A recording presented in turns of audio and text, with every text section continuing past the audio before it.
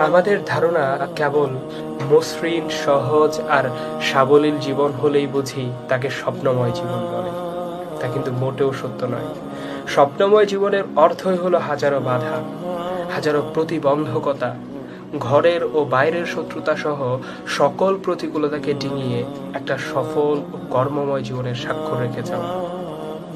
স্বপ্নময়, সফল ও সার্থক জীবনের এই যদি হয় সংজ্ঞা, পৃথিবীর যে কেউ তখন অকপটে স্বীকার করতে বাধ্য হবেন যে মুহাম্মদ সাল্লাল্লাহু আলাইহি ওয়াসাল্লামের পুরো জীবনটাই এমনই এক জীবনের অনুপম উদাহরণ। সব বিস্ময়ে তিনি সম্ভাবনাকে আবিষ্কার করেছেন, নিজ হাতে তিনি ঘর সাজিয়েছেন, অন্যের দুয়ারে ছুটে যেতেও কখনো তিনি ক্লান্তি অনুভব করেননি। তিনি সম্ভাবনাকে রূপ দিয়েছেন বাস্তবতায়। শত্রুতাকে হয় ভালোবাসা দিয়ে জয় করেছেন, নয়তো মহাবীরের মতো সেটাকে ছিন্ন ভিন্ন করে দিয়েছেন। তিনি জয় করেছেন হৃদয়, শীতল করেছেন অন্তর, জুড়িয়েছেন চোখ আর ভরিয়েছেন বুক। তিনি অনুপম, অনন্য, অনতিক্রম্য।